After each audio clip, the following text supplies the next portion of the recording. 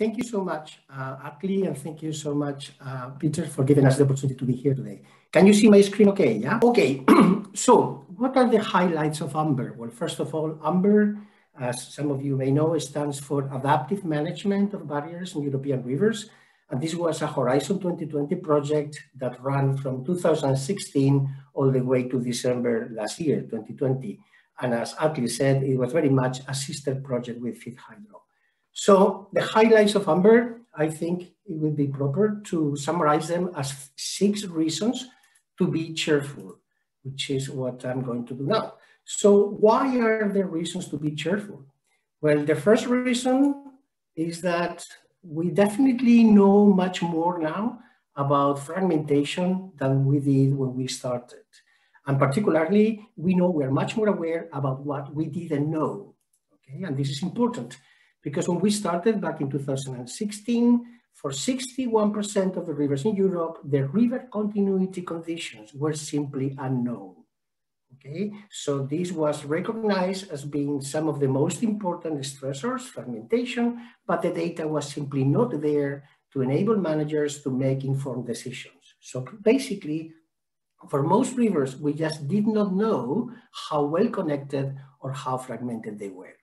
And one of the major things that AMBER did was that in the year 2020, just a few months ago, we were able to finalize the first pan-European, the first global atlas of barriers in Europe.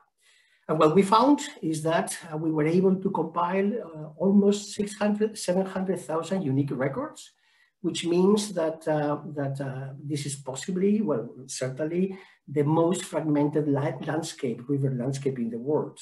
But perhaps more importantly, what we found is that up to 600,000 barriers are actually missing from existing databases. So even though these are the most fragmented rivers in the world and also perhaps the best studied, we also know that there is a huge knowledge gap that still needs to be filled. Okay, so 700,000 barriers are there in the existing inventories. We know where they are, but we also know that there is possibly another 600,000, possibly more, which we have no information from. Okay, the second reason, the second piece of evidence that we found that is important data, important information, is that most of these barriers are actually quite small. In fact, over 68% are less than 2 meters in height. Okay, so we are talking about small weirs, small sluice gates. We are not talking about big dams. The location of all the big dams is well known.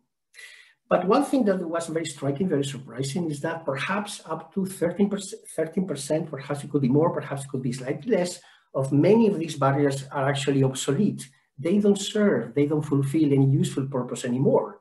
And that would translate to probably around 150,000 barriers out there which have passed their best life and which are not providing any benefits to society. And I think that's very important information to be aware of. We are also very proud that we produce some excellent science. The colleagues I was fortunate to work with were masters in their own domains, in their own areas of expertise, and they were able to produce in excess of 35 peer review papers, and some were very impactful, and they covered all aspects of barrier management.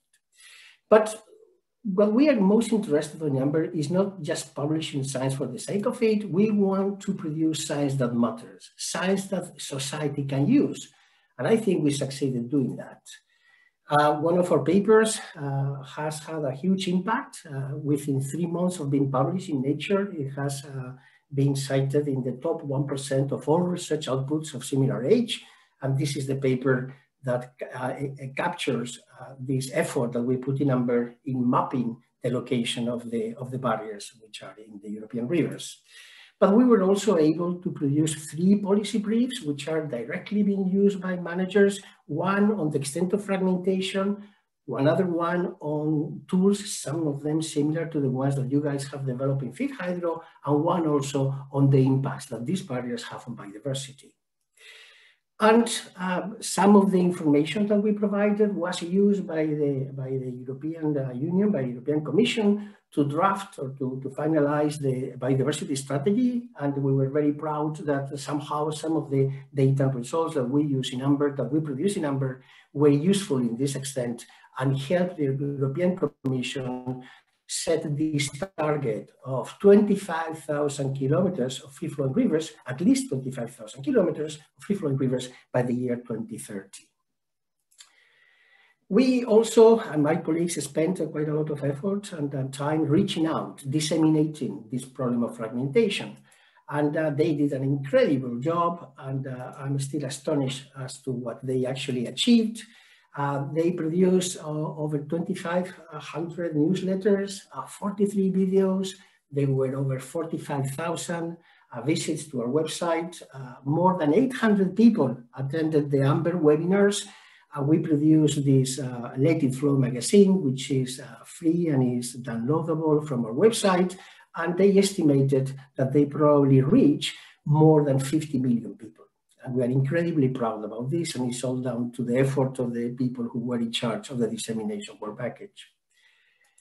And one important aspect of all Horizon projects, all European projects, is legacy. And I think that Amber has succeeded in leaving a legacy, and not only in creating this magazine, which I encourage you to download from our website, but also by producing these tools. We produce 8 tools.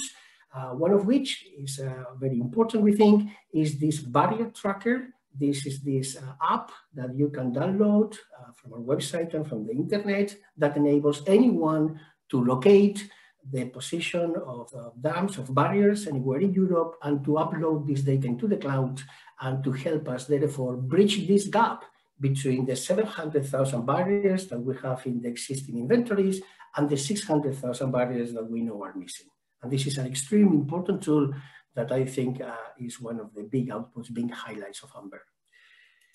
And some practical applications of the work we did was that thanks to the data that my colleagues generated, one very ill-conceived, I must say, dam was cancelled in northern Spain, in the River Nalón. Another very impactful dam, in this case in France, in the River Allier, was retrofitted. It's been retrofitted, it was modified so that it causes less impact. And also we helped to remove 25 barriers that were obsolete as part of this Dam Removal Europe, where they have now removed more than 5,000 barriers altogether. And again, this is some practical applications of the work that was done in Amber. And finally, the last reason why we think we are, another reason for being cheerful is because our rivers will definitely get better. And in that sense, the new EU biodiversity strategy, this target of 25,000 rivers by the year 2030, I think is a fantastic target, and is something which we believe is absolutely doable. And we're starting to collaborate with colleagues and trying to see how this can be achieved in the best possible way. And the way that we think this could be achieved is by encouraging citizens to take back ownership of the rivers, by incentivizing river restoration, and by emphasizing the good aspects of restoration and moving away from the more negative connotations that sometimes the Water Framework Directive has had. And with that, I will take later on any questions if you want. Thank you so much.